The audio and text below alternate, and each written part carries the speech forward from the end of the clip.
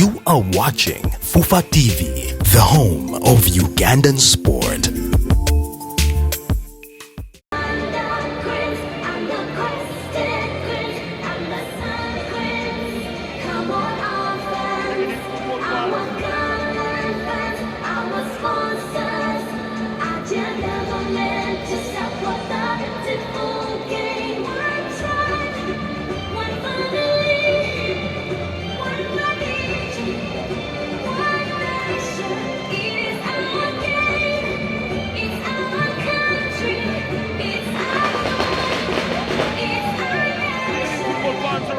Welcome to what promises to be a thrilling encounter here at the heart of Kampala. Tonight, football knows no boundaries as it unites us all. And today, it brings West Nile to the capital for a blockbuster clash in the Star Times Uganda Premier League. That is right. We expect a very solid game today as the reigning champions of the Fufa Big League are up against the Kcca boys, you can call them, the citizens, in a clash of serious magnitude here tonight at the MTN Omondi Stadium in Lugogo. This is match day, and wherever you are, sit back, relax, enjoy, because there is a lot to talk about in this match. The power of the game is right in front of you. The beauty and the precision is just all that awaits before we can actually send this to the record books of a serious game. Take nothing away from the boys that come from Midigo. They've actually played many games away from home. To be precise, this is their fourth game away from home. For the Kcca boys, Kcca, they are yet to score here at the Philip Omondi Stadium. And today, they would love to make it count if they can. And hopefully, that will be coming in just a few seconds' time. Although Kcca boys donning on their Brazilian colors of yellow and blue, well, the working force from Kampala would love to get on the winning ways here tonight. Well, you can see the floodlights all up. Kcca have not made any change. The team that actually got the best of their last game. And everything is as it was. Joel Serunjoji, Saidi Mayanja, Umaru Lutalo, Sami Sebaduka, Shafiq Wikiriza, all available in this system of a 4-3-3. And for Kcca, the substitutes as it takes. Gavin Kizito still on the bench. James Mubezi, Lazaro Muhindo, Humphrey Oyirworth, Haruna Lukwago, Alex Yiga, exceptional player, will be all looked out for, and inclusive of that, Alpha Sali, the shot number 8. Just to get those muscles in check and those muscles warmed up. Well, the Kcca players having their final piece of these stretches, and of course the runs in there. It looks like Lukwago has won the coin toss, so he selects the size. Olemu George is your referee tonight. He is a science teacher all the way from Teso College, Aloet, and Amus College. And he's bringing the science of the game here to make sure that all is calculated the way it is supposed to be.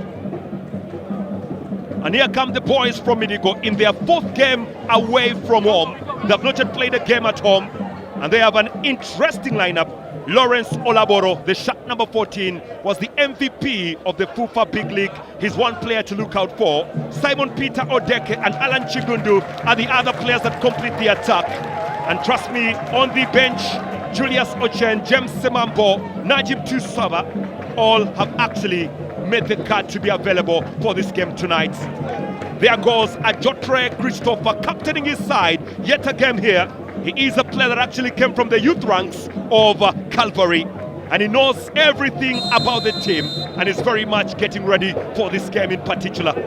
Welcome yet again to the Philip Omondi Stadium, the home of Kcca, the venue for Friday night football tonight, as Kcca take the game from the left to the right of your screen. Ivan Ahimbisiwe, touring header away there. Big header from Daniel Opio. Opio actually once played for Mbara City, another player that was actually retained on a 2-year contract. Philbert Obenchan to get that ball further inside. My name is Peter Otai, and I thank you very much for being with us. Lutalo loses possession to Opio. Cut back into that midfield. Away by Ojok Junior Emmanuel. Oh, nice steal by John Rogers. He knows the Premier League very well. He played for Nduparaka. And the charge is on. And defended well by Habat Achai. The shot number 2. Unfortunately, it's off the foot of Alan Chigundu. Another new player signed from Nduparaka Football Club. Also played for Bull, Usoga United. And also played in Philippines, by the way. A quick injury concern here for Herbert Achai. He's just got a rhythm into the starting lineup of Kcca after making that change all the way from the Express. Herbert Achai, exceptional he was in the Shan competition, could have twisted. Ooh, that knee there. That's very painful, very, very painful on Herbert Achai's knee. Oh, he's okay to continue. He actually comes all the way from Bar, just like Alan Okello. Achai and Okwalusimbi flipping deep down. Away to Sebaduka, but loses possession. The shots coming in very swiftly and early, and just goes as far as the goalkeeper, Charles Lukwago. Here goes Enokwalusimbi. Good play from Joel Serunjoji. Back to Charles Lukwago. Hassan Muhammad. He has actually played for Geita Gold together with Mbeya City in Tanzania, and is one of those footballers who have been very outstanding. Here goes Sebaduka. Easily cut. Sebaduka yet again. Intercepted to the path of Simon Peter Odeke. And the former Soroti City footballer Odeke brought down over there. One of those footballers also responsible for the good works of Calvary in the big league. Wambugu Marvin. Long drive from Wambugu. Back again behind. This could be trouble. Intercepted, but not that well. But the referee will award that for the free kick. Ojok Junior Emmanuel was trying to warm up that trigger. And Philbert Obenchen was the culprit of foul play. It was a very good take from Olaboro Lawrence, the MVP of the just concluded FUFA Big League. Scored about 12 goals. Calvary on the break here, looking for another charge on Obenchen. Calvary did pick up a draw against Maroons Football Club. That is their only point they've actually received in the Start Times Uganda Premier League from the 3 games they have played already. Opio, Daniel. Flipped away easily there by Chiwanuka. Good play there by Hassan. Here goes Philbert Obenchen. Away to Charles Lukwago. Kcca Football Club beaming with a lot of confidence. They normally begin a little bit slow in their transition of the game. Then later on build up the magnitude a little bit later. You do remember the Kampala Derby, they managed to beat Express Football Club by 2 goals to 1.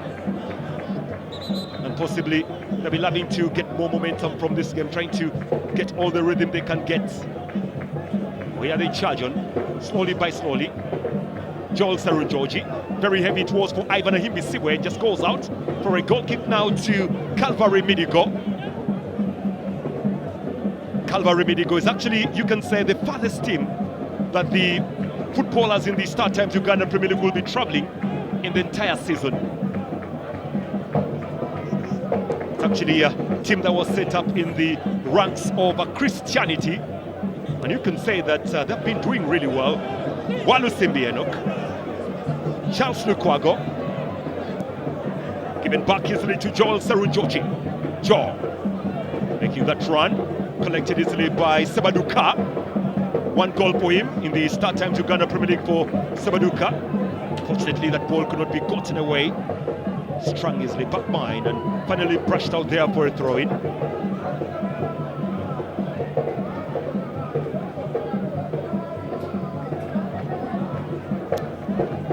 Philbert Obenchen.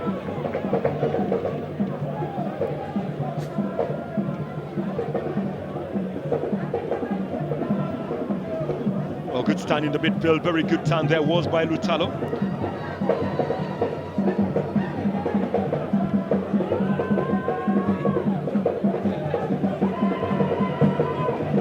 Lukwago.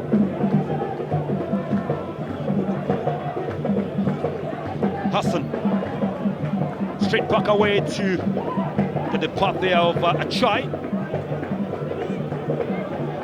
Well, to be precise, actually, to remind you that Express were beaten by 1-0, not 2-1. It was actually 1-0. That goal was scored by Sami Sebaduka.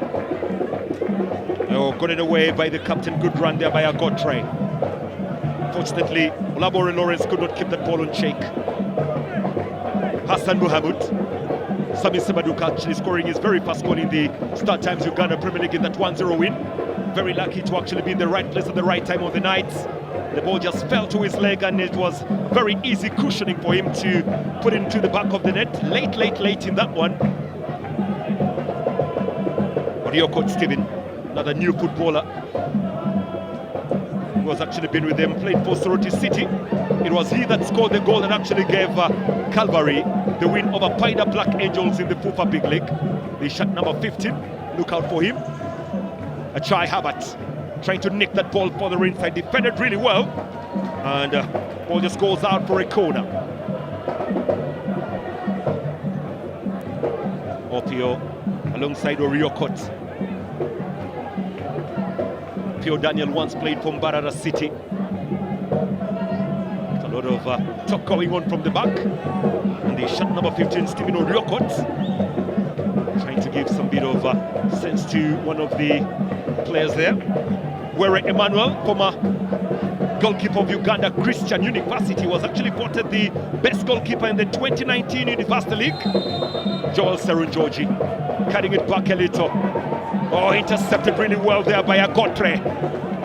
Chasing on is Olaboro, defended by Kwikiri Zanana. Speed that was Joel Serunjoji.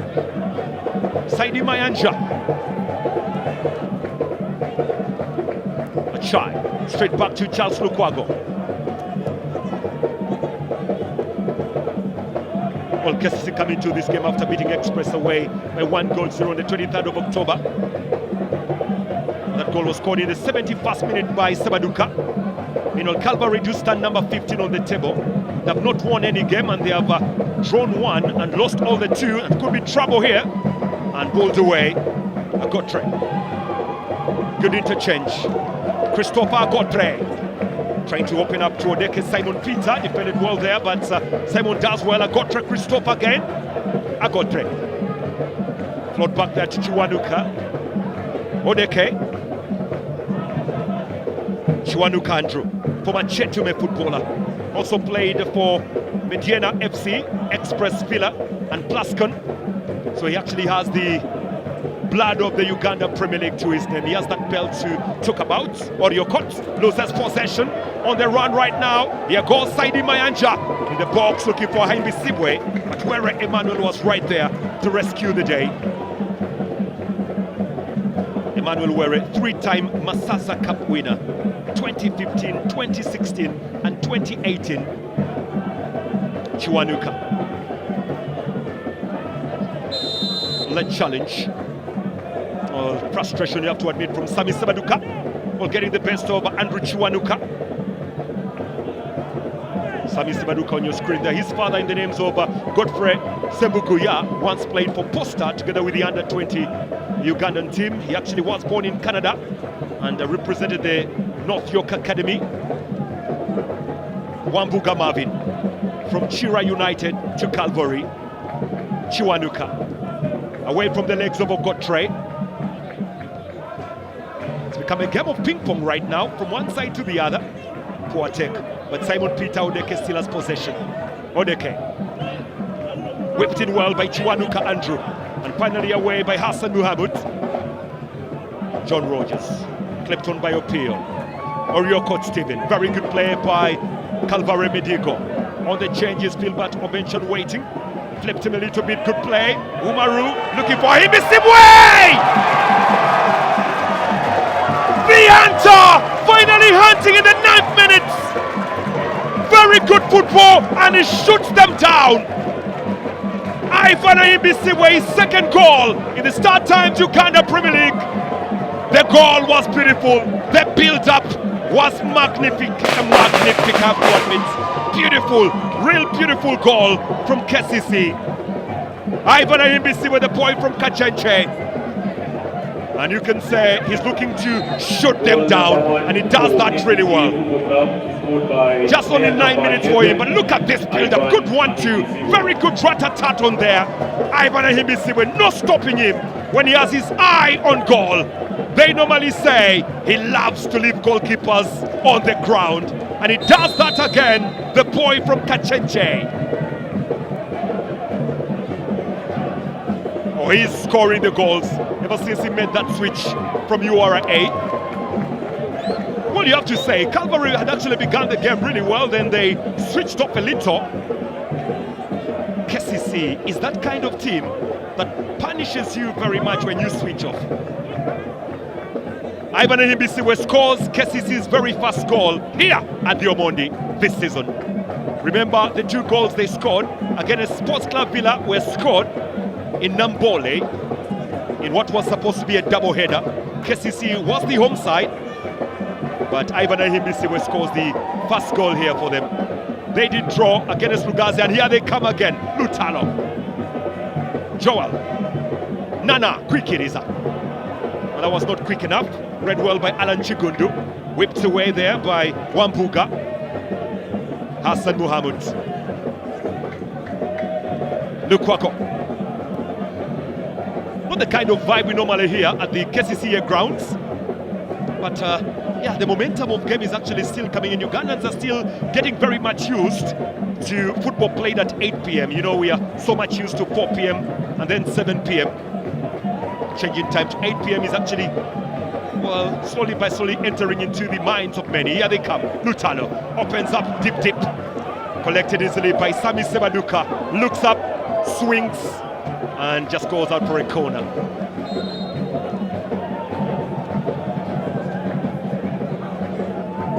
Well, for Calvary, from the last 3 games they've so far played, they've only kept 1 clean sheet. And that was against Maroons on the 22nd of October. So you have to admit that in the entire 4 games they've played, they've only kept only 1 sheet. And they failed to score in 2 back-to-back games, Calvary. It's still very early to talk about that. Maybe they could come back into this. Long ball by Lutalo. It's cushioned here. Joel Serunjoji lays it back to Saidi Mayanja. Saidi Mayanja, synonymously, has scored on the 31st of October before. This is the 2nd time in the few times that Kcca have actually played on the 31st of October. They did play last year, and they managed to get the best of the Maroons, thumping them by 5 goals on the 31st of October. A day like this one, they're playing Calvary, and Calvary trail already by 1-0. Here goes Achai. Kcca in the mood. Nana Kwikiriza. Oh, Simple! Lutalo Umaru with a simple pass into the back of the net. Kcca is on riot. The citizens are awake.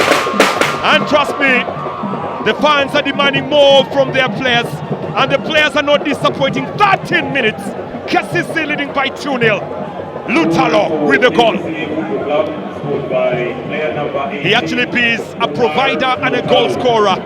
Nana Kwikiriza beating that ball inside, and oh, that was very easy. Really very easy. And Wambuga Marvin, together with the Chiwanuka Andrew, just could not stop Lutalo from cropping in. Good finish. Very good finish.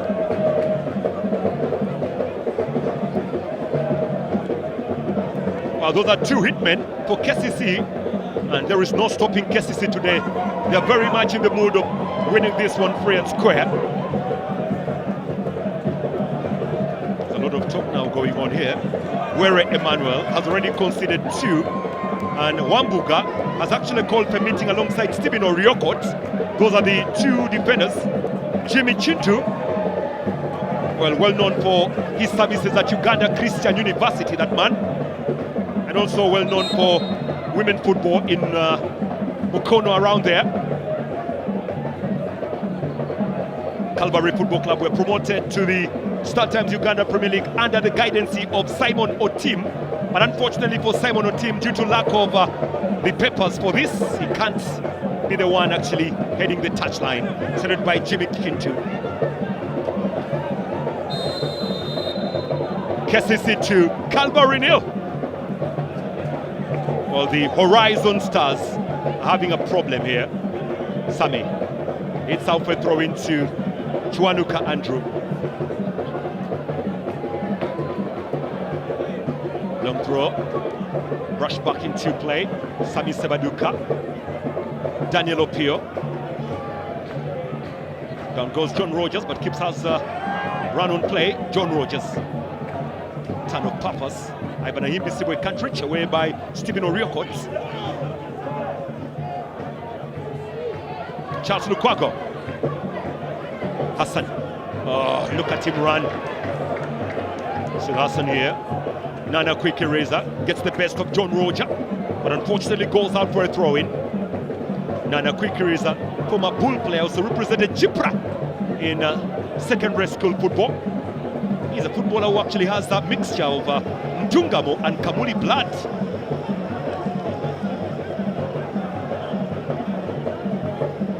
Sami Sebaduka. Filbert Obenchan. Mayanja. Obenchan. Saidi Mayanja. Opens up really well. It's brought back there by Ivan Ahimbi Sibwe. Building up the momentum, Joel Serunjoji. Obenchan. Lutalo. Very vital footballer for Kcca Lutalo. He can actually play as a left back. And today he's actually playing the number 10 position, slightly behind Ivan Ahimbi Sibwe. It's that kind of utility player that you normally need in a match. Enokwa Lusimbi. Charles Lukwago. It's basically training ground tactic here for Kcca. They're inviting Calvary to collect the ball. You want the ball? Come get the ball. It's right in front of you. And look at them here. Achai. Walusimbi. Sami Sebaduka. Lutalo. Oh, goodness me. It's very good football from Kcca. Holding possession of the ball. And look at that for a pass yet again. Ahimbi Sibwe. Lays it back again. Filbert Obenchan. Trapped in well by Opio. There was a call for a handball, but referee doesn't want to know. But Achai will be leaving it to roll out for a throw-in. Just 17 minutes of the gameplay. This is the start times. Uganda Premier League coming to you live from the Philip Omondi Stadium, the home of Kcca, where the City Boys, the capital City Boys, are playing against the boys from Calvary Midigo. Sami Sebaduka. Sami. Still Sami. Very heavy cut that was. Allowed to roll out there by Alan Chigundu. Well, Alan Chigundu, the shot number 28, former Onduparaka player, has not actually been in the run of things so far. He needs to make himself a little bit well seen and off the legs of Lawrence Olaboro for a throw into Kcca. And Okwalusim. Charles Lukwago. Where Emmanuel, former Bright Stars goalkeeper, also played for Chetume. Fortunately for him, he has been on the receiving side twice today, courtesy of Ivan Ahimbi Sibwe and Lutalo Umaru. Mayanja. Read well there by Chiwanuka. Chase on now. On the wing to Odeke Simon Peter.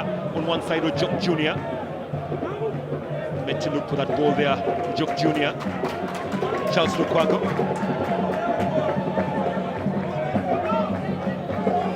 Calvary actually been on a away side from the 4 matches they've so far played in the start times Uganda Premier League. They've been up and about, did lose to Buhimba, did lose to Lugazi on the opening day by 3-1.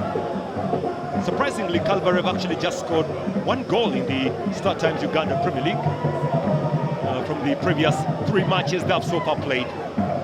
Wambuga, Achai, one-on-one with John Rogers.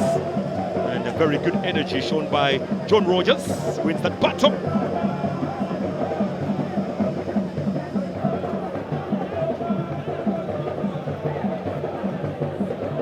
Well, in the league so far, Kcca have now gone 10 games in a row without a loss. The last time they did lose was against URA away by 1-0 on the 16th of April. Olaboro. On space but loses it now. Quicker is Nana. Very good build-up. Here they come again. Saidi Mayanja. It's Kcca on momentum. Sami Sebaduka. It's Sami. Joel Serunjoji looking to be very clever, but Wambuga Marvin was way clever.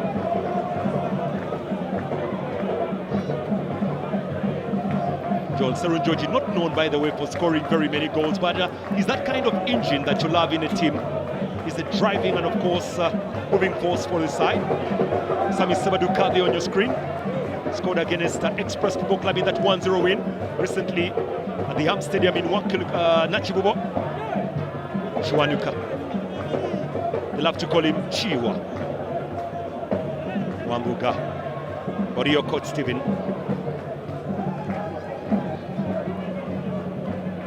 Straight back to Were Emmanuel.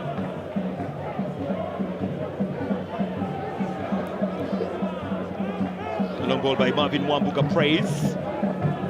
Joel Serunjoji waiting away by Saidi Mayanja. Mbisiwe can't receive. Opio. Emmanuel Were.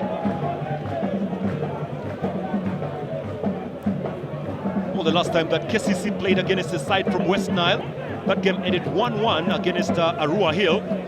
Kcca did pick up a red card in that match. Poloto Julius was the culprit of the red. Nana quick it is. Ivan, he missed the way! He just cannot strike that again. He just goes out for a goal kick this time round. Oh, the hunter has now become the hunted. He's on the ground.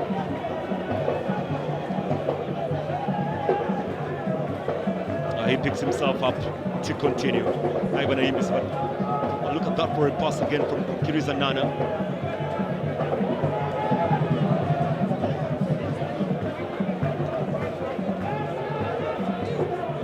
Kcca have not conceded a goal in its last two back-to-back games. Beating Express 0-1 away, then drawing through Gazi here, 0-0. They last conceded a goal against Sports Club Villa on the 4th of October, where they did really well on the night, winning by 2-1. Hassan, Nana, Joel, Mayanja.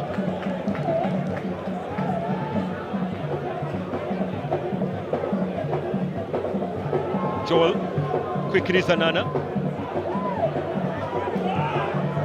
Well, they're building up the momentum. Kcca trying to draw the players away from the defense. It's away by Oriokot.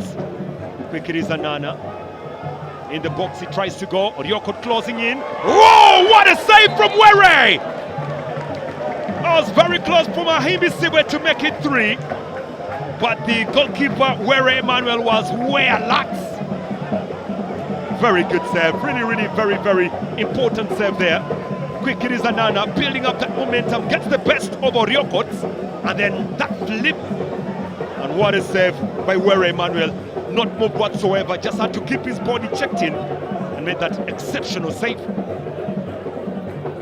Kcca has about 5 players representing the Ugandan side in the Under-17 World Cup, if I do remember really well, inclusive of their coach, Brian. Uganda opens up against Canada in the World Cup. Joel Serunjoji, long drive. Oh, close. Really close there from Enokwalu Simbi. Oh, you have to say that he may have actually closed his eyes for a while, saw the ball coming, then doesn't direct it where it's supposed to go. Look at that. Not the best of headers really from Enokwalu Simbi. Wambuga.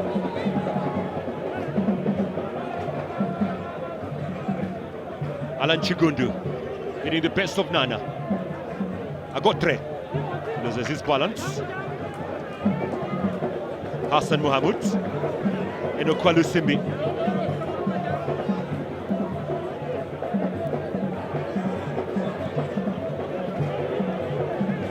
Kcca has a very good record playing the game of football at home. The last team to actually beat Kcca here was Bull Football Club when they won by 2-1. And last season, Kcca were on riots. They were actually the only side in the Star Times Uganda Premier League to score 5 goals against about 4 different clubs.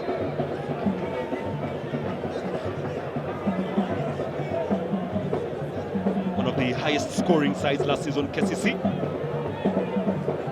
Agotre, Opio. To the path of Simon Peter Odeke. Odeke trying to shrug off his marker. Junior. Odeke. Sebaduka. Philberto Benchen. 20 minutes to half-time, 25 already played. Charles Lukwago. Joel Serunjoji. All the Kcca fans are demanding for another goal.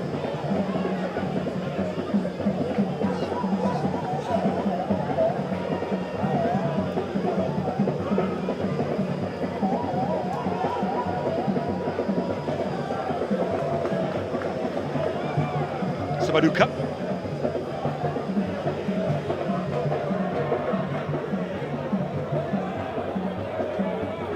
The press, very good press.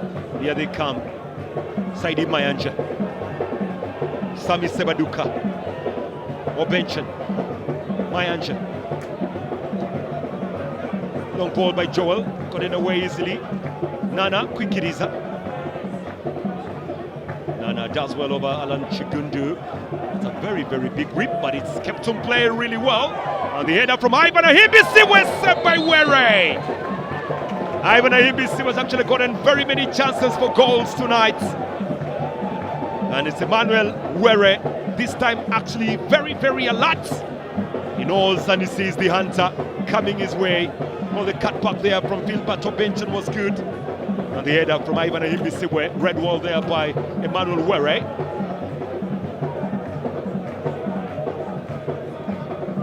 A long drive of a ball. Bouncing right in front.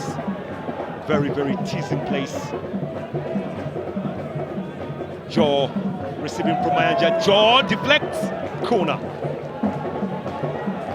Well, the 0-0 draw with the Lugazi here was actually the first time in a long, long time that Kcca actually failed to score a goal, because the other only time that Kcca failed to score a goal here was when they lost to the Vipers, if you do remember. Mayanja. Joel. Cropping wild. Many yellow shots closing in. And defended and pushed out for a corner by Marvin Praise Wampuga. Kcca knocking on the door. Calvary Medigo still standing very tall.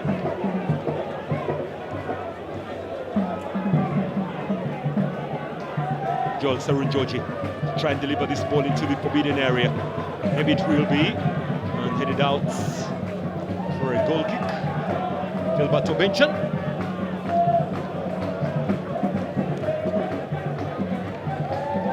Remember, they lost to Buhimba 2-0. They lost to Lugazi 3-1. The last time that Calvary managed to win a game away from home was actually in the big league when they beat the Chigezi Homeboys by 0-1. That was the last time they actually managed to win a game away from home. The other matches have been 0-0 with Oduparaka, 3-1 loss to Lugazi, then beaten by Buhimba 2-0, then a draw with the Maroons 0-0. Sami Sebaduka. It's Sami. Sami. Oh, he fits well, lays it back to Philbert. Sweeps that ball deep through. Cushioned by Saidi Mayanja. Now intercepted by Agotre. Charles Lukwago. Joel Serunjoji. Mayanja Saidi. It's Joel yet again.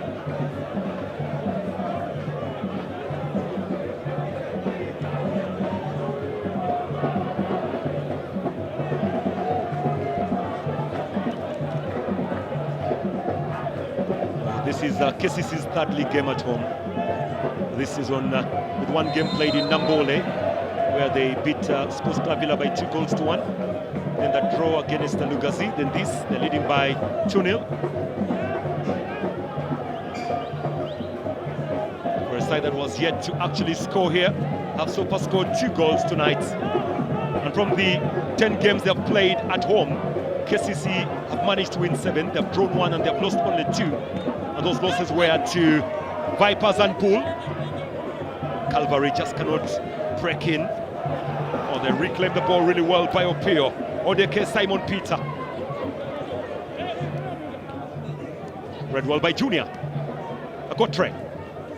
Opio. Very heavy ball to Alan Chigundu. Does keep the ball on play. Unfortunately, ball just goes out for a throw-in instead to Kcca. We have only 15 minutes remaining to the end of the first 45 minutes at the Philip Omondi Stadium. Tomorrow, Uganda Printing and Publishing will be playing against the Vipers. Vipers will be playing their very first game in the Star Times Uganda Premier League this season, after losing out to Power Dynamos in the Champions League preliminary round. Sami Sebaduka. Andrew Chiwanuka was the player with the final ball.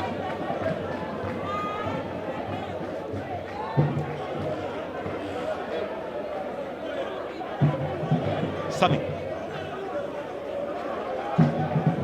Walusimbi. Straight back to Charles Lukwago.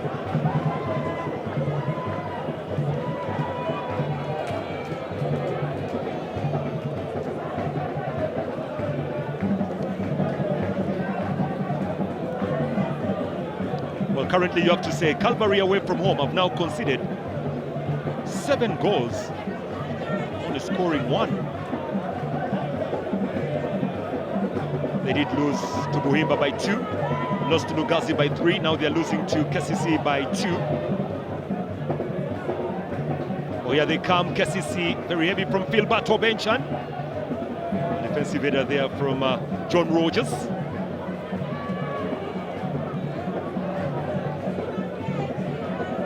Last time Calvary won a game away from home was on the 24th of May, 2025, when they beat Chigezi Homeboys with the big league 0-1. And from the last 10 away games, Calvary have managed to win only 2, beating Chigezi Homeboys and Busoga United, losing 5, Buhimba in the big league and the Uganda Premier League, Lugazi, Ntungasas, and Kcca. They drew 3, Maroons, Onduparaka, and Boma. Away from Agotre. Daniel Opio. Good pass from Chiwanuka, straight back to Wambuga. Were Wambuga. It is kept on play, but unfortunately, referee said it had crossed the line.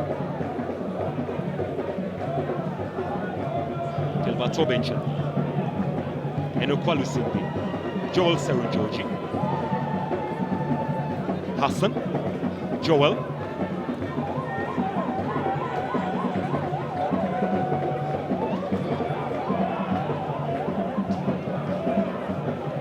Serunjoji Joel. Nana Kwikiriza. Joel Serunjoji again.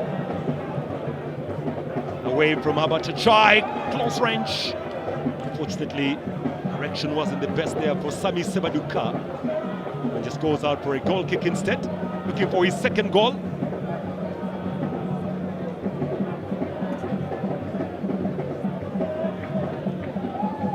Stephen Oriokot. John Rogers for Mount Paraka. Away by Marvin Price. Cushioned really well. Gotre. Hassan. The referee standing in the path there of Maru Lutalo. Pio. Rogers loses. Nana Kwikiriza now is very quick. And John Rogers is also twice as quick.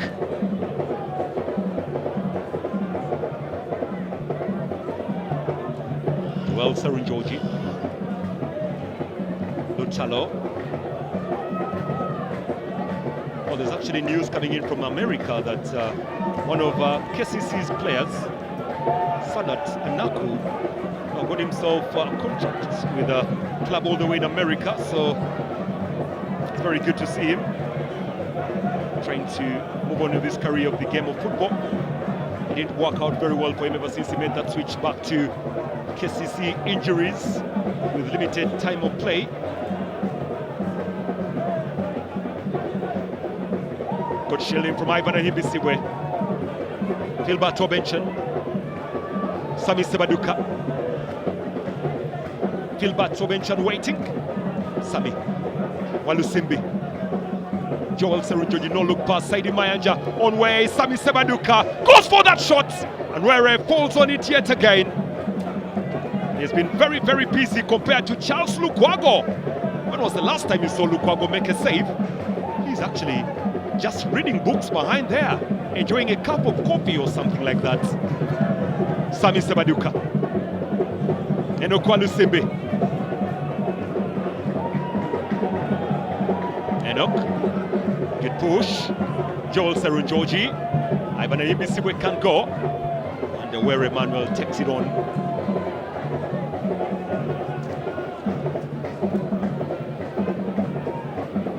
Oh, this is it here from Sami Sebaduka. A wonderful save this time round from Were.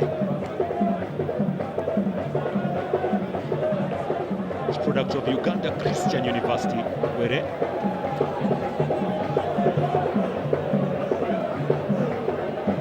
anakwikiriza delayed pass Saidi Mayanja. It's Nana. Oh, given away very cheaply. Botre fight for the ball. Saidi Mayanja. Filbato Benchen squaring it deep down now. Sami Sebaduka waits and delivers this time round. Fortunately, just calls out for a goal kick instead.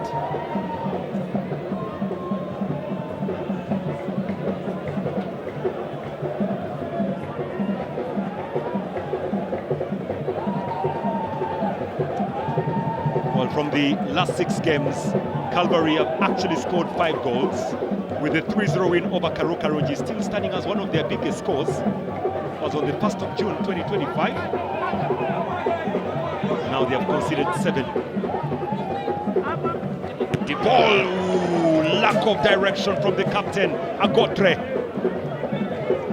He just gets the chance of heading that ball inside Agotre. Good whip. Very good ball there by Chimanuka Andrew, unfortunately for Christopher Agotre. Just misdirects that ball. Oh, there you go. Supporters of Kcca never disappoint, led by Kcca. Oh, they're in the mood. Inokwalu Simbi.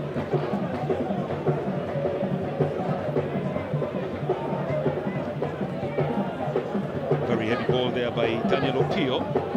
Once played for Mbarara City. Lutalo. Bringing some bit of Lutalo there. Hassan. Good pass. Saidi Mayanja. Whereby Stephen Oriokot. Shot number 15, Stephen Oriokot. Important goal that he scored against Spider Black Angels on the final day that actually gave them the title of the FUFA Big League. It was a very, very tense season for them. Pressure was so much with Buhimba closing on their heels. That was up for the offside anyway. Well, Buhimba today were actually schooled by Sports Club Villa. Really schooled, I have to admit. Currently, all the 2 big league sides are in trouble today. Buhimba Saints began the season really well, winning 3 games in a row. Then hell broke loose when they visited Bull Football Club and received a beating there by 4. Was it by 4 or by 3? And then today, it's been very, very disastrous for them, Buhimba.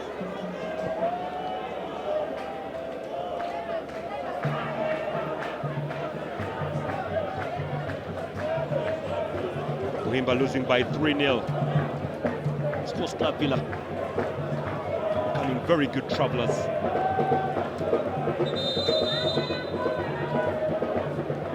Bull actually were 3-0 winners over Buhimba. And it's been a quick substitution to be made. In the defense,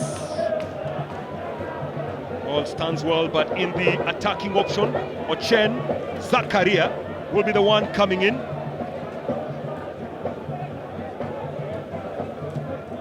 It's been a very, very bad day for Alan Chigundu. Substitution for Calvary Football Club. Player number 28, Alan Chigundu, is replaced by player number 27, Zakaus Ochen.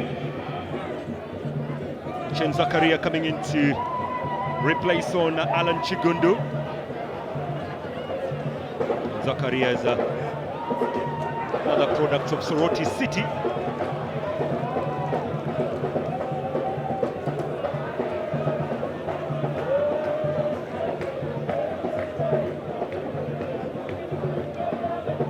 Man will be very, very happy with himself, Brand. That is Magera will be very, very pleased that his side is leading by 2-0. But he doesn't show it. Joel Seruchochi, Hassan Mohamud, Joel.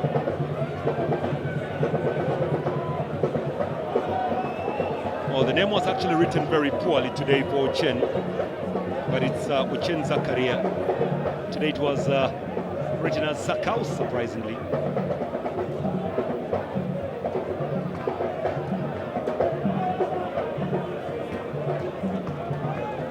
Kwalu Simbi, 41 minutes already played. Kcca lead by 2-0. Charles Lukwago, surely he has to come and warm himself up right now. He's been more of a statue in goal today, not been tested whatsoever. Well, that's the change. Mind about the Zakaus naming. That's what was given to us tonight. Hassan Muhammad. Try. Muhammad. Saidi Mayanja.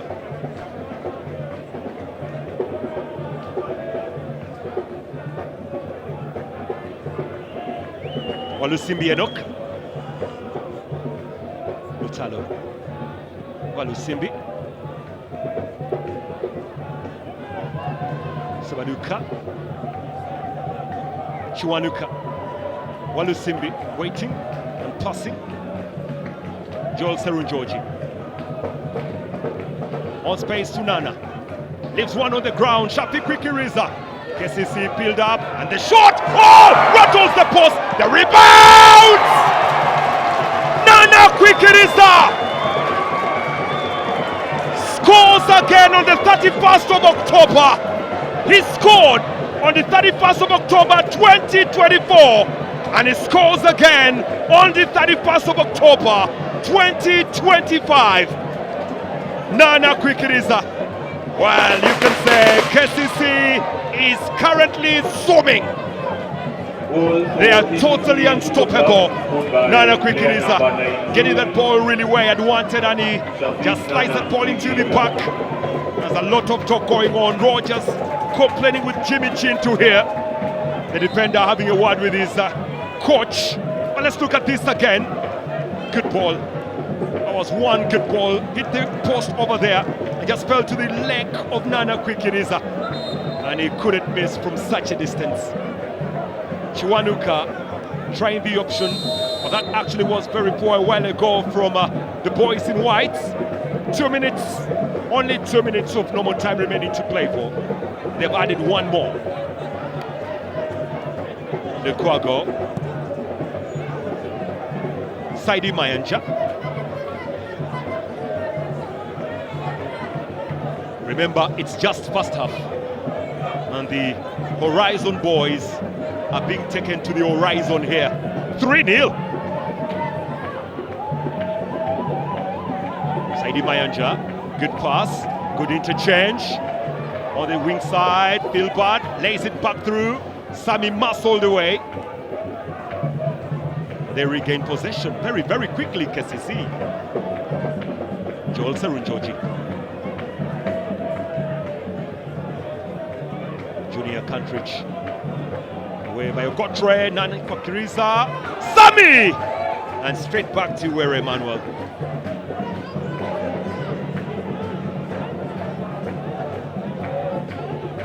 Here. The legs of Olaboro. Lutalo.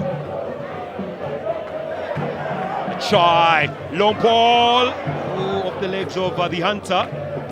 They've added about 1 more minute. That's it. 1 more minute minimally has been shown, and there is an injury concern right now. The minimum 1 minute additional time.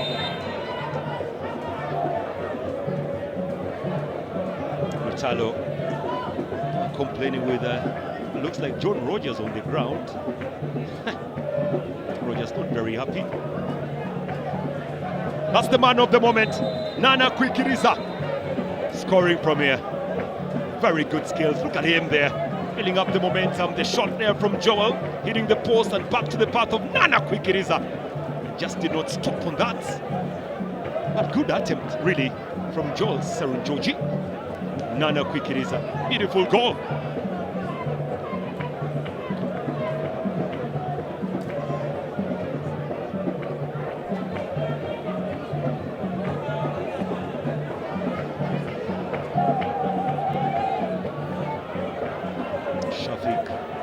Joel Imbisiwe. 3 goals he has already conceded. Were here at Kcca grounds.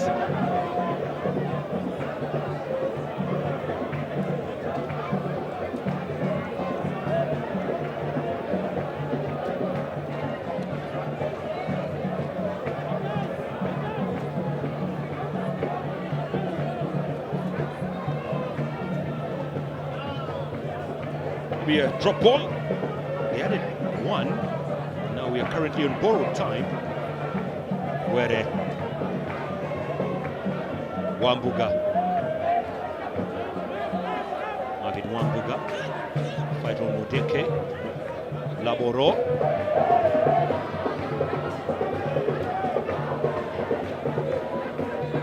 Odeke. Still Odeke. Chiwanuka. Trying to cut that ball in the center of the pitch. And the pressure keeps on piling up, and there you go. It brings us to the end of the first 45 minutes. A very, very interesting first 45, especially for the Kcca fans who are here. They are leading by 3 goals to the good. Mekiriza Nana, one of the goal scorers. You can't remove the fact that that man, Ivan Imbisiwe, had to be on the score sheet tonight alongside Umaru Lutalo.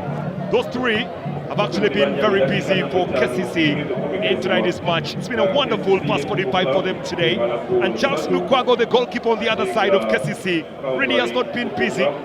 But for Were Emmanuel, the goalkeeper of Calvary Midigo, has been the busy of the 2. Halftime, Kcca 3, Calvary 0. Don't go away, we have more 45 minutes to play for here at the Philip Omondi Stadium.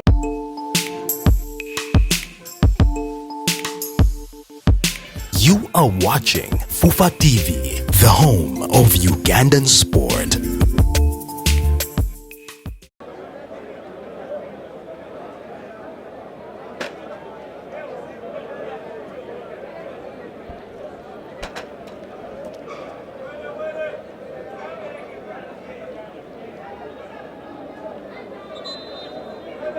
Welcoming you back to the second half of this quest of match between Calvary and Kcca. Kcca leading the game by 3 goals to 0.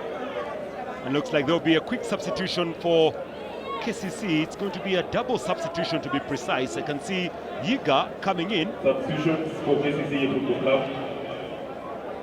Player number 6, Sami Reynald Sivaduka, replaced by player number 30, Alex Yiga. Player number 15, Enoch Waluzimbi, replaced by player number 29, Aruna Lubwago. Substitution for Calvary Football Club.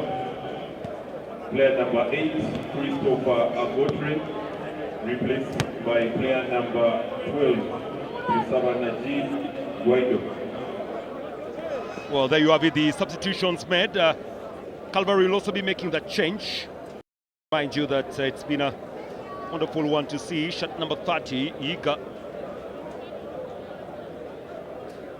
Also coming through, then you have Aruna Lukwago coming in.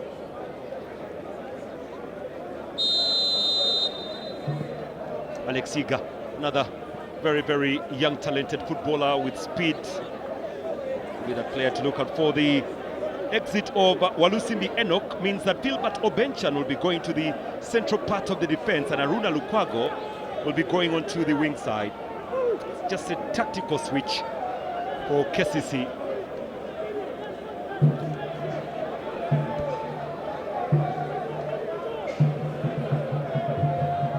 Long by Chiwanuka. There goes Alex Yiga. Umaru Lutalo. Back to the path of Chai, but Hassan. Philbert Obenchan. Kcca now breaking here very swiftly. Looking for an early goal. Saidi Mayanja to the lefty goals. Alex Yiga. Quick fit, Alex Yiga dancing his way. Defended by John Rogers. Protective John Rogers is, and foul for the new entrant, Yiga Alex.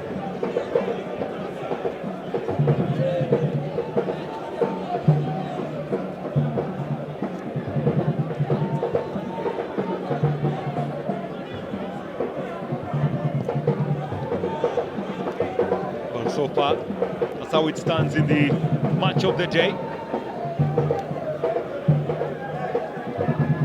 Kcca being taken a little bit behind. Good one! Oh my God!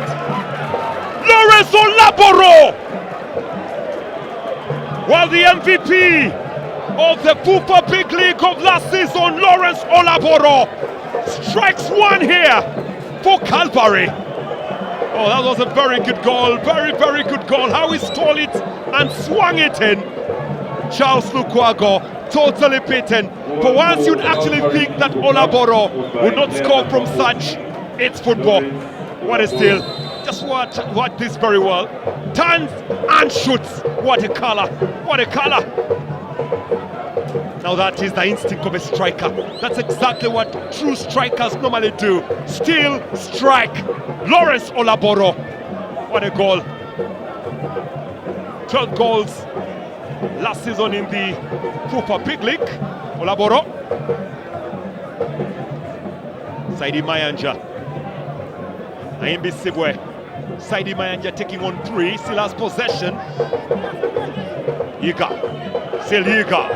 Looking for space. Good game reading. Joel Serunjoji. Lutalo to that wing right now. Nana Kcca. Lutalo lays it back. Joel and away there by Stephen Oriokot. Well, for once at least you can see that Calvary have come different. Nana Kcca, good leg there by Andrew Chiwanuka. Kcca do have a football on the ground.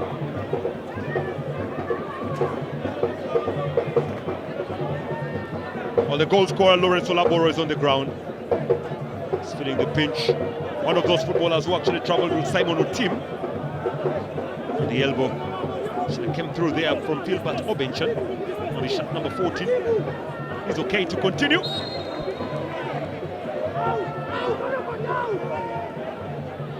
Higa coming in for Aruna. Sorry, Higa and Aruna Lukwago coming in.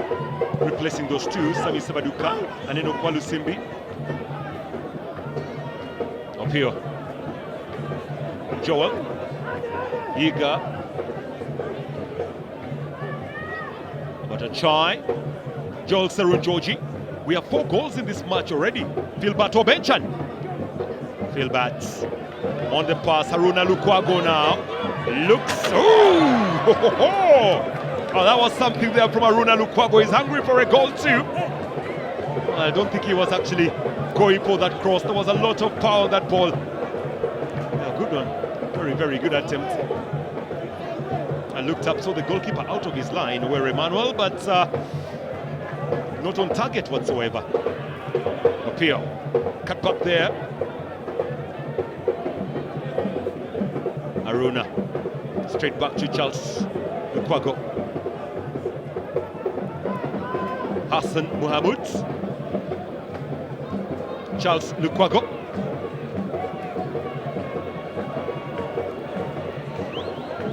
Well, tomorrow, Entebbe will be a beehive of activity. It will be buzzing with excitement. Vipers will be going to Chigonga. That's not very far, by the way. That's going to be more of like a Wakiso rivalry of sorts.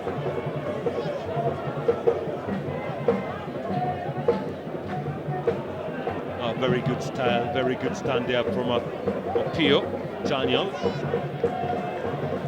Try, straight back again to Charles Lukwago. He was not very busy in the first 45 minutes and he has actually been checked. The first shot on target actually was goal from Lawrence Olaboro. Lukwago. Philbert Obenchan. Aruna Lukwago has actually made that move. It's a heavy pass looking for Ivan Ahimbi-Sibwe, read well there by Wambuga Marvin Praise. It's Praise to that wing. Good build up by Chiwanuka. Opio. Oh, good skills by Junior. Some fans, by the way, of Calvary are here. Not very many. They're actually giving these supports. They'll be appreciating every move that has been made. Wampuga turned on well by Najib. Opio, Chiwanuka. This is good really from Calvary. Were Oriokot Stephen Oriokot, pass wasn't rich enough, but they will be able to get themselves a throw in, and John Rogers allowed it to roll out. Worried man for the moment, Magera. Oh, what a turn that was. It still kept on play. Junior, Emmanuel Junior, it's a heavy ball deep through.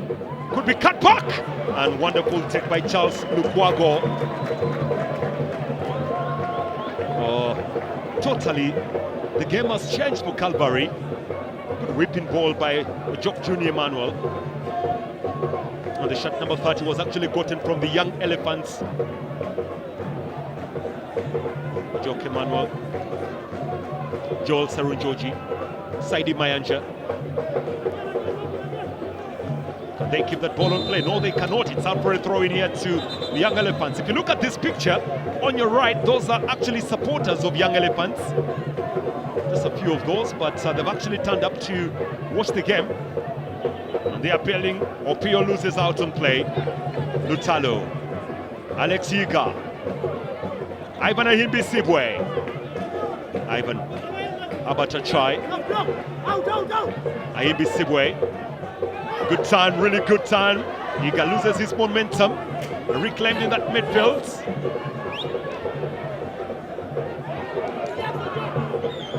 Junior. 30 up against 30. Now stolen by John Rogers. Will be a foul for the Midigo side.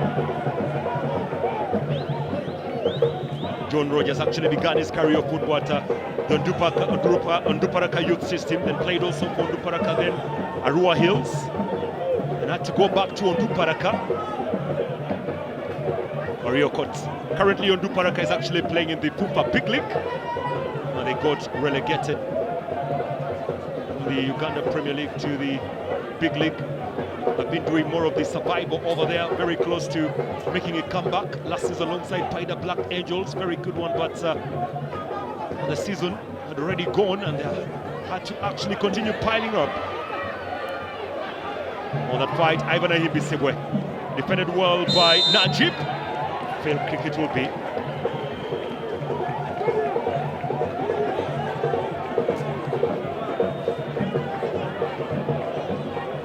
Well, Kwaido Tusaba Najib is a new player. The shot number 12 played for Kantare FC, also played for Mbarara City, once played for Sports Club Villa, Nduparaka, UPDF and Gaddafi.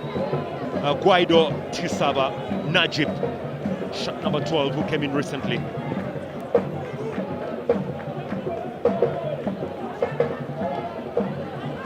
Nana Kwikiriza, Wambuga. Good turn by Chiwanuka. Kcca win possession. Lutalo. Goal Saidi Mayanja. Opens up to Ohiga. Straight back again. How about a try? Joel Sarunjoji can shoot from distance. Doesn't do that. Nana Kwikiriza. Nana. Dilly-dallying with that ball. Aruna. Joel Sarunjoji from Saidi Mayanja. It's a safety whistle. There is a safety whistle that has been blown. Chai is on the ground.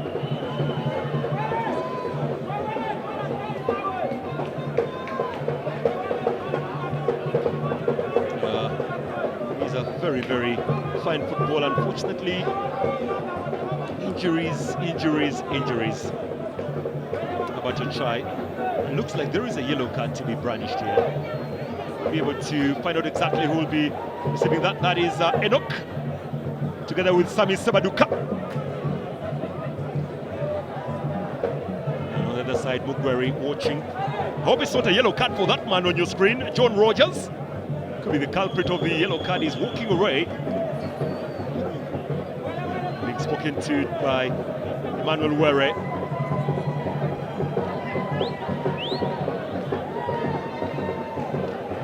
They are still in the mood of dancing and singing on a wonderful Friday like this. Player number 2, Calvary. Yeah, confirmation, it's John Rogers receiving the yellow card. for that foul on Achai Habat. It's a science teacher, that man on your screen.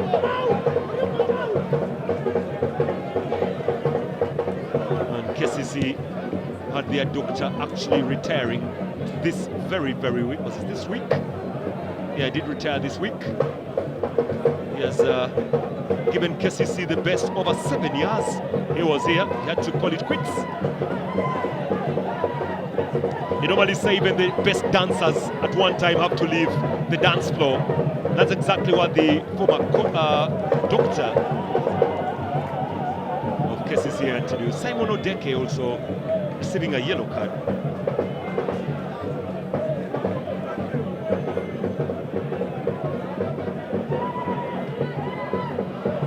Long drive, goes out for a goal kick.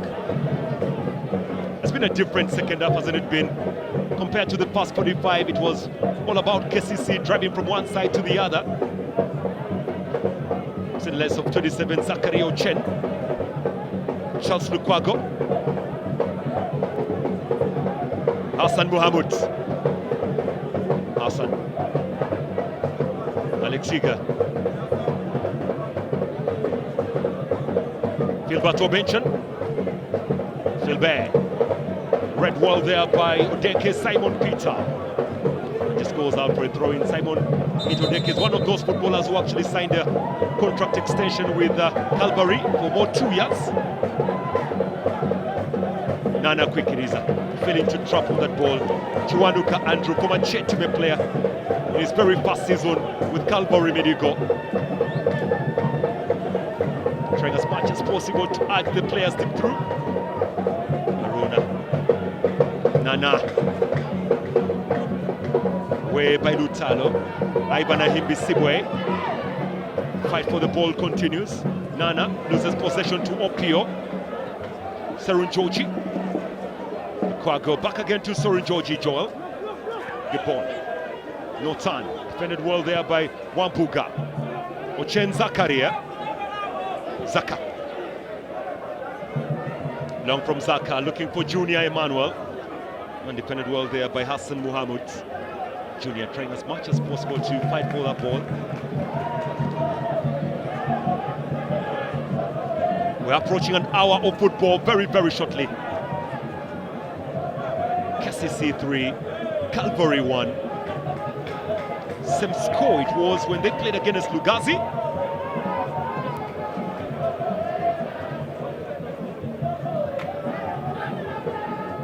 Charles Lukwago. Well, the construction of the MTN Philip Omondi Stadium still going on really well. Very soon there will be a roof being placed on. All the frames are already up. The only thing remains is basically for the iron sheets to actually sit on, and that will be coming very soon. And also to remind you that the stadium moving on well. Saidi Mayanja cast it back a little bit. Yiga. Chai. Mayanja. Saidi Mayanja. Yiga stealing. So Yiga propelling well. Italo. Joel Serun Georgie. Philbert Obenchen. Lutalo. Joel Serun Georgie off the legs over Junior Ojok. Nana Kwikiriza. Deep down to the left. Giga looking for space, looking to shoot. Oh, what a save from Were! It is cut back again. Unfortunately, it looked like it had gone out for a corner instead. Giga, Alex trying to come to life. Kcca looking for number 4. And it looks like they'll be able to make a double substitution. Kcca. Emmanuel Were really has to be injured after making that save. Yeah, he is feeling the heat on the ribs. Occupational hazards right now.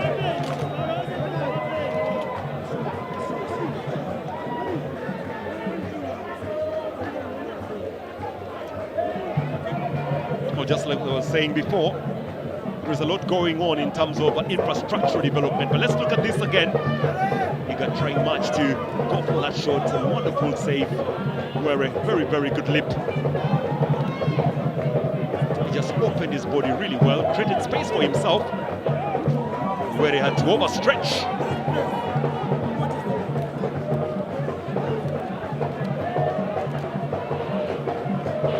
Because as it stands, the stadium in Lango, to be precise,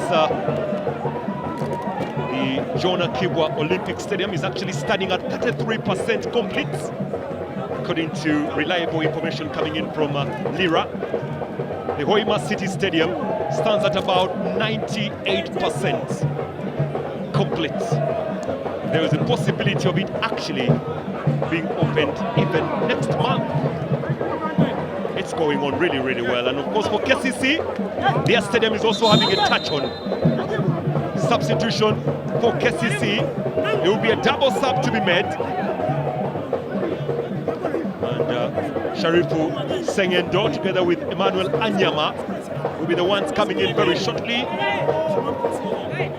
Some bit of confusion going on. It looks like those two won't be coming in any time right now. Kcca. Long from Iga, gliding ball, it's ball! How about a try? The boy from Bar makes it 4-1. And the emulation continues here for the citizens. Achai was right there and couldn't miss from close range. It's about Achai making it 4 to the good for Kcca. And he'll be thanking his maker for that glorious opportunity for goal. Kcca 4, Calvary 1. Look at that smile from him, Abadachai. Look at that smile. Good ball, really, really good goal. He was right there, couldn't miss from close range. Flipped in really well. Achai was right there. Well, that's his first goal in the Start Times Uganda Premier League this season. How about Achai? And Kcca will be making a change.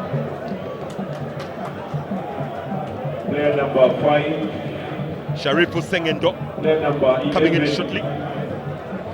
Ivan Naikisiwe, replaced by player number 5, Sharif Sengendo. Player number 18, Umar Lutalo, replaced by player number 20, Emmanuel Anyama. Lutalo, one of the goal scorers, and Ivan Naikisiwe the other, coming out. Junior. Will be a free kick to Calvary. Sharifu Sengendo coming in for Lutalo. Then you have Ivan Ahibisiwe is out for Anyama.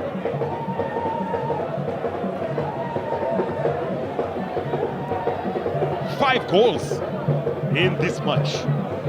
Calvary receiving their heaviest beating right now in the Start Times Uganda Premier League.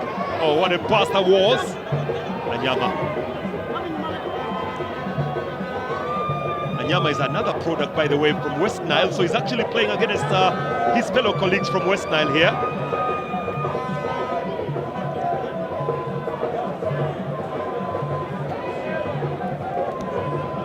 Those are the substitutions made so far.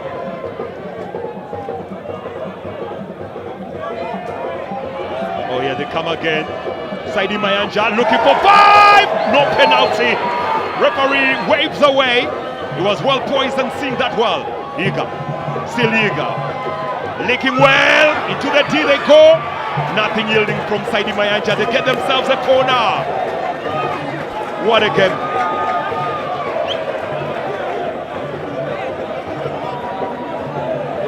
Emmanuel Anyama comes all the way from Ajumani. That was one good play from Saidi. Oh, look at that. Look at that there from Saidi Mayanja. He just wanted to pull the referee. Lucky of not getting a yellow card for simulation. He just dived.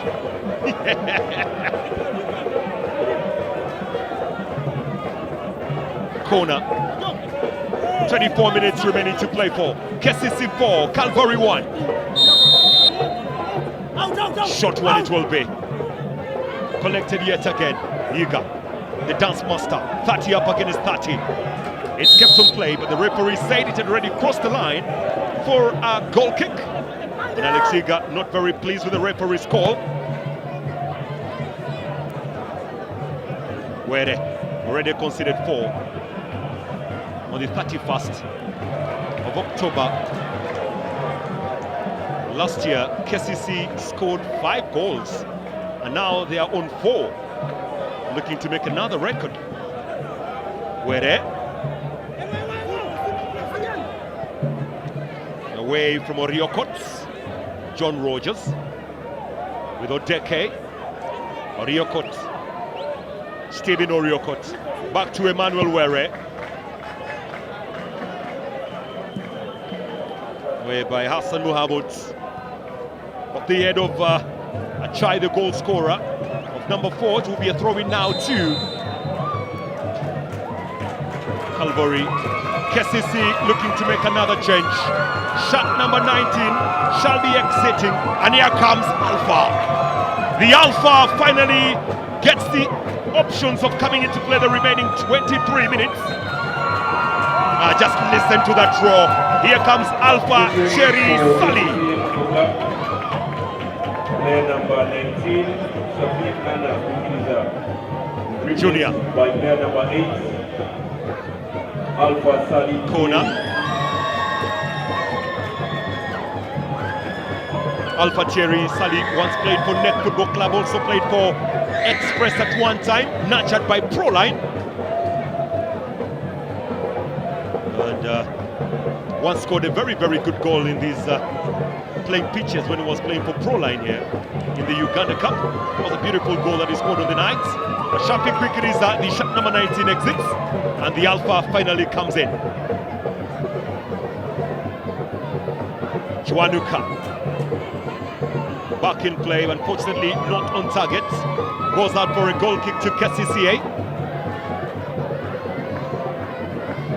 Run from Najib rather.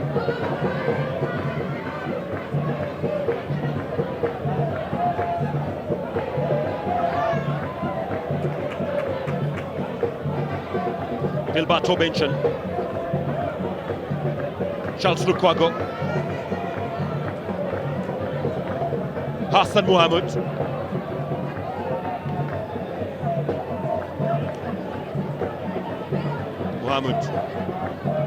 Eager waiting. Muhammad. Flag will go up definitely for an offside. Saidi Mayanja was way offside. He just ran out of ideas and was good napping there. Were 21 minutes remaining to play for. Emmanuel Were. Good play from Daniel Opio. Chiwanuka Andrew. Chiwanuka. Good fighting. Still Chiwanuka here. Calvary doing much here. Chiwanuka. Change was very good with Opio Daniel. That goes up for a throw-in again for Calvary Midigo.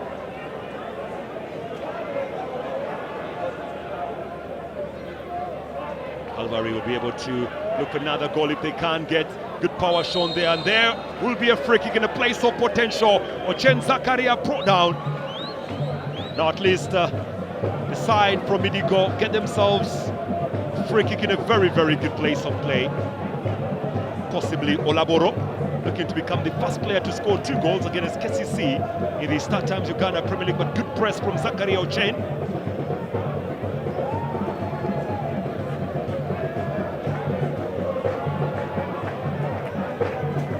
Lawrence Olaboro, John Rogers, Opio Daniel, all standing on this. Charles Lukwago trying as much as possible to organize his wall here. 20 minutes of the game remaining to play for in the Star Times Uganda Premier League here at the Philip Omondi Stadium.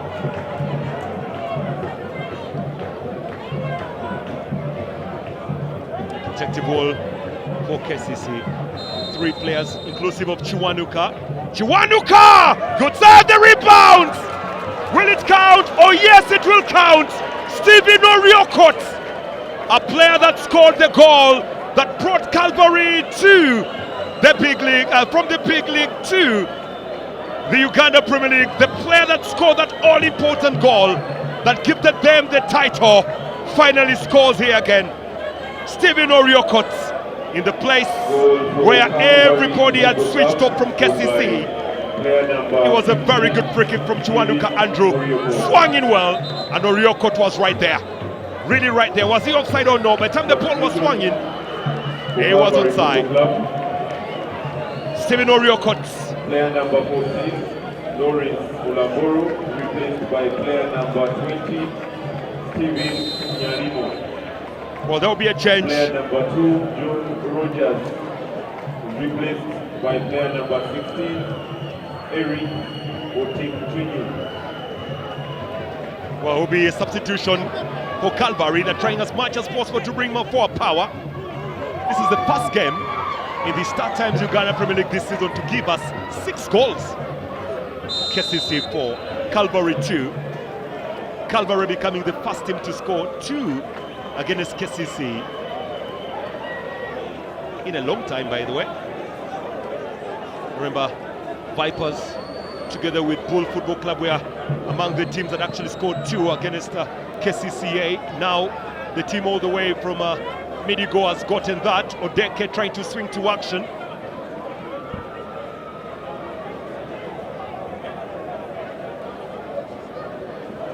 Oh, good play from the back, Eric Chiwanuka.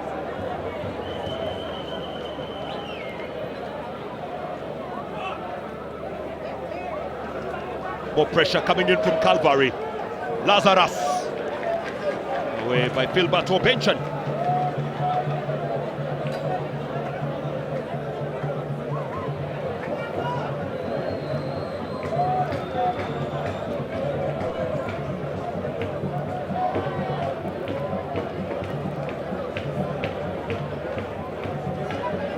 Kcca breaking courtesy of Iga.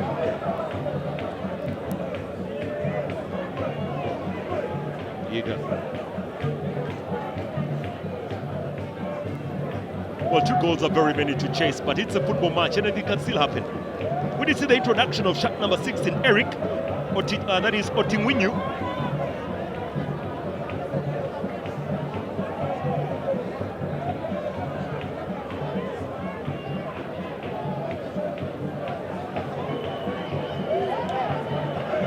Iga.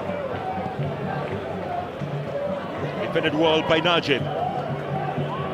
Pressing on really well now, looking for that space.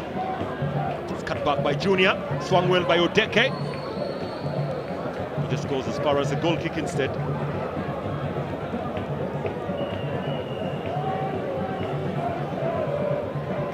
They did see the introduction of Stephen Nyalimo. The shot number 20, Stephen Nyalimo, is coming in, the place of their record scorer, Olaboro Lawrence.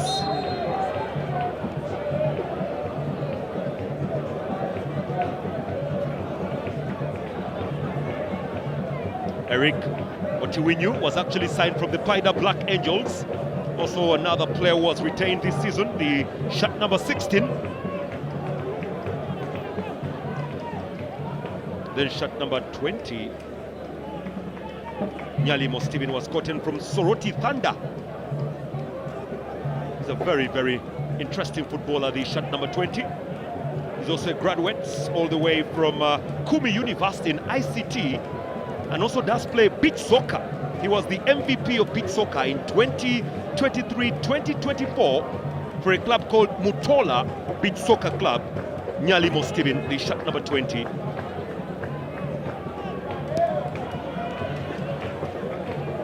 Nyalimo trying to go for that ball. Obenchen, Gilbert.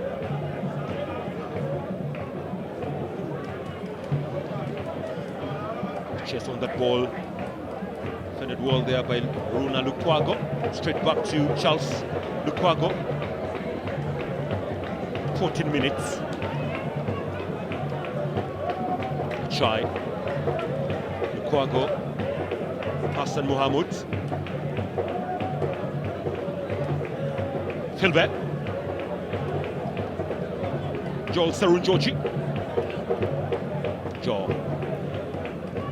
off the legs over Daniel Opio, seems to be a little tired, the shot 21, Opio, crisscrossing to Odeke, Simon Peter, Simon, wins the throw-in. Throw shall be brought in by Eric Otingwinyu. From a Paida Black Angels player, Eric Otingwinyu. Oh, good skills from Otingwinyu. And brushed on by Sharif Sengendo for a throw. Eric. Lex. Could be given away. Oh, yes, it is. Yiga. There's a release of a trigger now, but unfortunately not on target. It's out for a goal kick. Good press, really, from the boys from West Nile. Ochen Zakaria.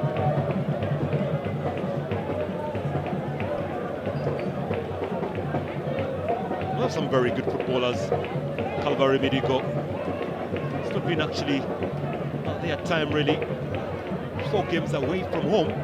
They need to actually get that blessing from home, and I'm sure when they go back home, they'll be giving teams a run for their money. Lucky for them, they've actually gotten many away, especially those away games. So when it comes to playing home, possibly they'll be relaxed and more. How about Achai? Junior closing in, Achai. But Achai pushed away. What does the referee give? A goal kick instead.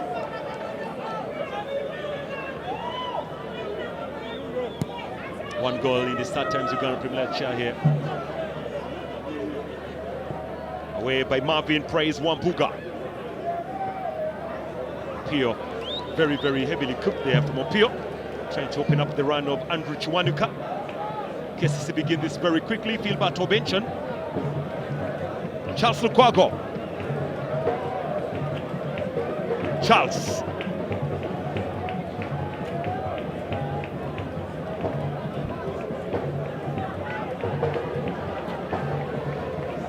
Well, the momentum keeps on piling up, slowly by slowly. Game still moving on here really, really well. Kcca looking for goal number 5 if they can get Eric. Away by Oriokot. Eric collected family.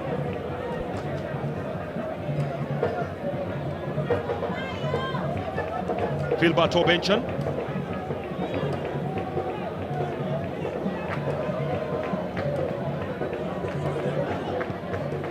Good play there by Wambuga.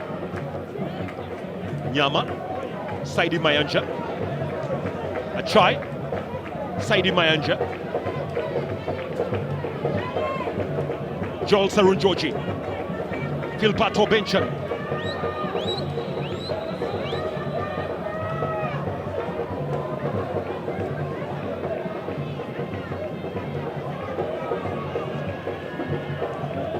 Long teasing ball deep through Lukwago. Fighting on ball. Good press coming in from Chiwanuka Andrew. And that will be a free kick. Excessive force coming in there from Chiwanuka Andrew. Will be a free kick to Kcca. And good power being shown really by Haruna Lukwago. That was a sweet battle between those two. 29 up against 29. Look at that battle. Yeah, my ball, no, my ball. My ball, it's my ball. It's a wasted opportunity really from Kcca. It's another throw-in for them. If they can utilize this, they need to begin looking for more. 10 minutes on the clock remaining to play for. It's Kcca leading by 4 goals to 2. Achai. Oriokot. It will be a free kick for the big man Oriokot.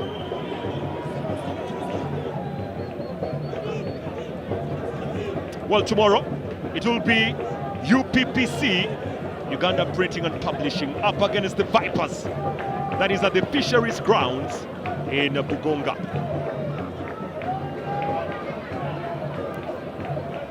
Well, you can join us tomorrow for action. Here comes a chase right now. Sali. Alpha Sali, still here in possession, getting the best of Wambuga. Sali, it's still Sali. Crowd will be loving that from Sali. Sharifu Sengendo. It's away by Eric Odeke. Eric. Oh, good swing from Eric. Good build up there from them. Intercepted. And the press is on. Sharifu Sengendo. Anyama. Still Anyama! Were swings his body. Corner it will be for Kcca. Emmanuel Anyama, the boy from Adjumani, trying to get the best over the boys from Midigo here. A very good shot there from Anyama. Also was on the squad of the Ugandan side in Chan, played only that one game against the Algerians. It's begun very, very quickly. Swung in, really good opportunity, not targeted well. Another shot from Saidi Mayanja, and away by Chiwanuka. Bilbato Benchan was on that.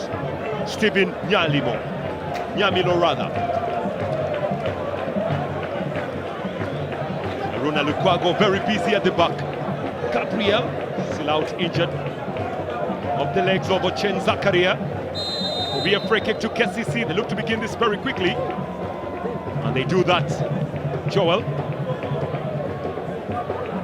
Hassan Muhammad. Achai Habat. Muhammad, 8 minutes remaining to play for here. Finally, Kcca can actually be proud of themselves. They've gotten goals, but again, they keep allowing goals to be scored. It's one thing they need to work on. Sharifu Sengendo. Junior puts a leg on that one. Back again in play. Philbert Obenchen. Lukwago looking to Anyama. It's Anyama, one-on-one with Wambuga. Good stand from Wambuga, wins the battle. Marvin prays Wambuga, the former Chira United footballer, but does well to make sure that Anyama doesn't get room and space on that. Oriokot.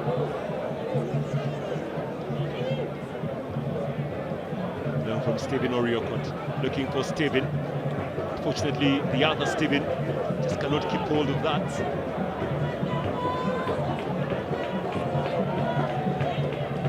Yamilo Stephen.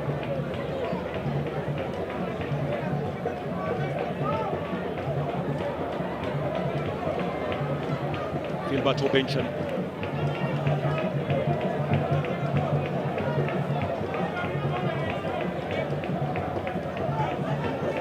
Long teasing ball there from Benchen, away by Wambuga.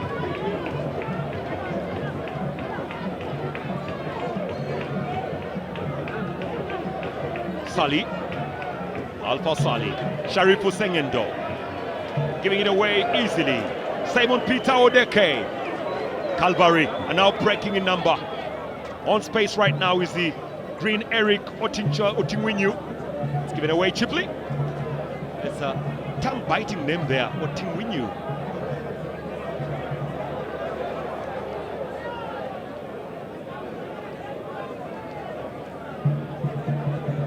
Hassan Mohamud, Lukwago, 5 minutes.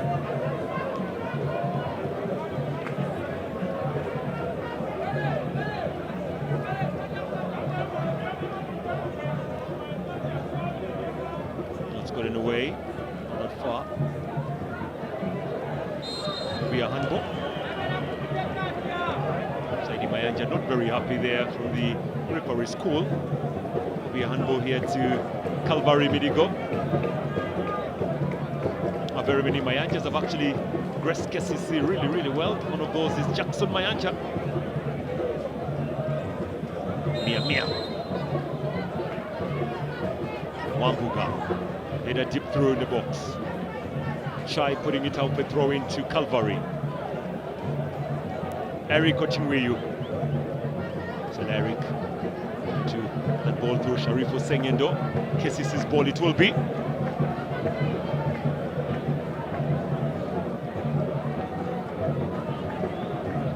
Hassan Muhammad, Philbert Obenchen,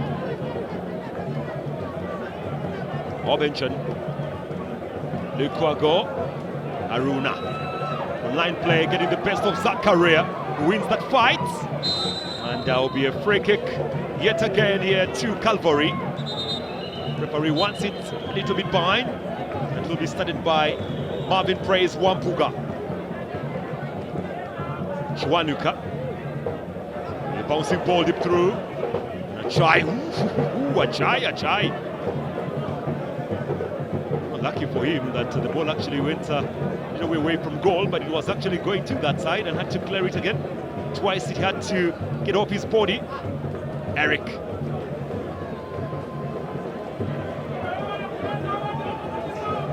Throw will be very much long there from Najib. He's looking to go long deep.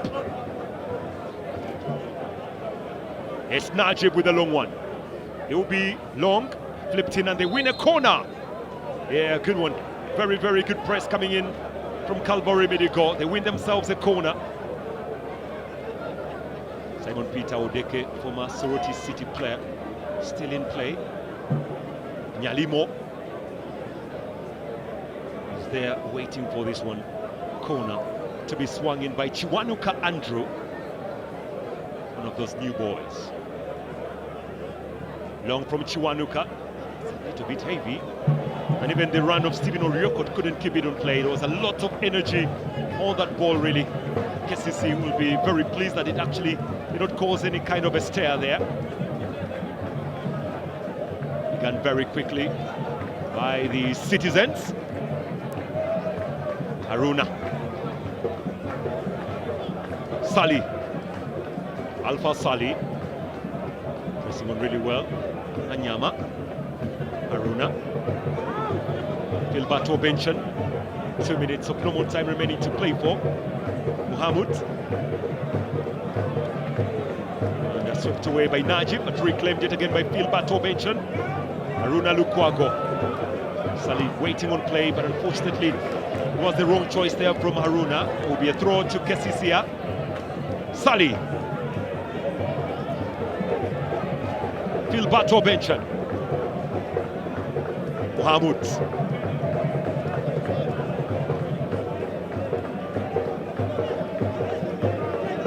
Stephen Oriokot, Saidi Mayanja, just allowed to roll out for a goal kick instead.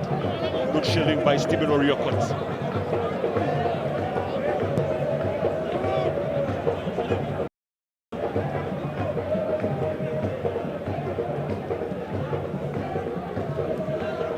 Sharifu Sengindo loses. It's away by Wambuga, and looks like it will be a foul. Mayanja was fouled in the process. There will be a yellow card to be brandished. And it looks like Wambuga will be the one to receive the yellow. He's walking away. Wambuga being called by the referee. He won't be escaping that, really. And there you go, that's the yellow card.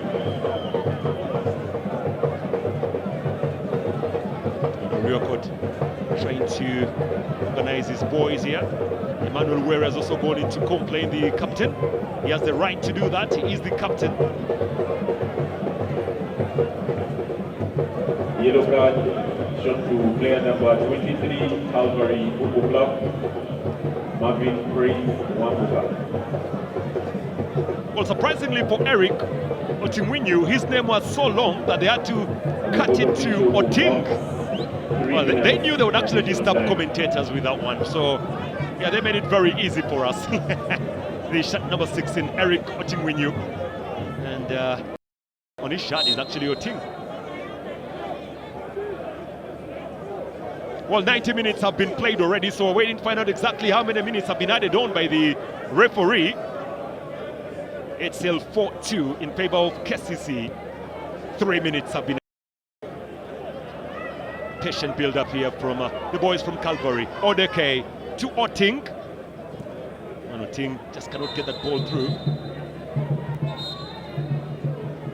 There's a whistle being blown. Exactly what for? It looks like the referee wants a word with someone here again. Things are not moving on well. He doesn't look okay, really. Saidi Mayanja. It's not a serious hamstring injury.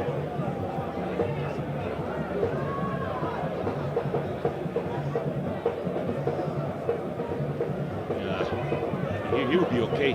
The mere fact that he can walk, try as much as possible to shrug that off.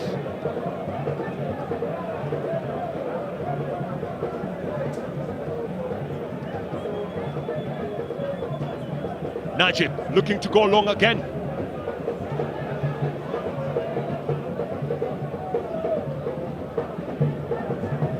Well, from the three, we've already played one. Najib to go through.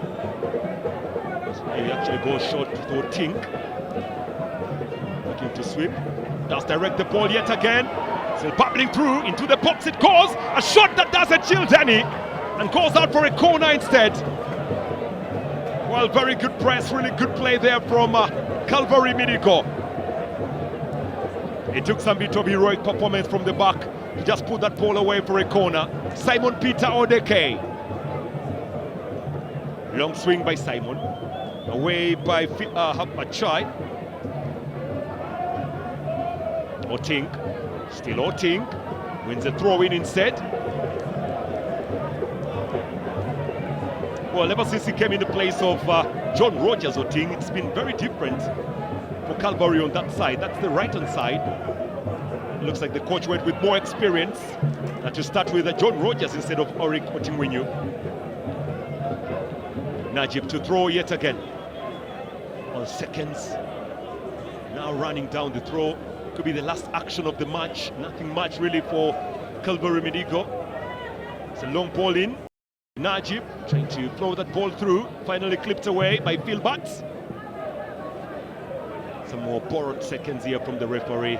Whistle on the lip, and there goes the end of the 90 minutes here today. Kcca victorious. They managed to win this one by 4-2. You cannot take away anything from the boys from Calvary. They actually put everything on paper, but unfortunately the three quick goals were one to actually ask them more. Lukwago beaten twice for the very first time today. And for Calvary, even though they lose this one, they'll actually try as much as possible to go back with their heads high. They gave it everything. They gave everything to the game. That man Nyalimo, one of the best players in beach soccer, could not get enough time to actually play here. But of course, the goals coming in from Ivan Ahimbi-Sibwe, Umaru Lutalo, Nana Kwikiriza, and not forgetting Herbert Achai. Those goals were rich enough for Kcca to celebrate for the very first time in front of their very own bucket. Remember, they drew their first game here 0-0 against Lugazi, and finally they are back on scoring ways, giving 4 against Calvary. Some of the fans of Calvary and some of the fans from West Nile came here to give support to Calvary, but the support was not enough. It has been a day for Kcca in office, and it looks like Joel Sarunjoji is the man of the match, and he'll be walking away with a check of 100,000 Ugandan shillings. But look at the love, really look at the love from West Nile. The crowd from West Nile here giving some bit of love to their very own supporters from Calvary. This is the kind of spirit that actually drives and propels the game of football. Man of the match, Joel Sarunjoji, and he walks away with 100,000 Ugandan shillings. So that's it here from the Philip Omondi Stadium. Kcca 4, Calvary 2. Let me leave you with these pictures. Until tomorrow, bye-bye. On the 11th of December. The deadline for registration is 5th November. So please do register today before leaving.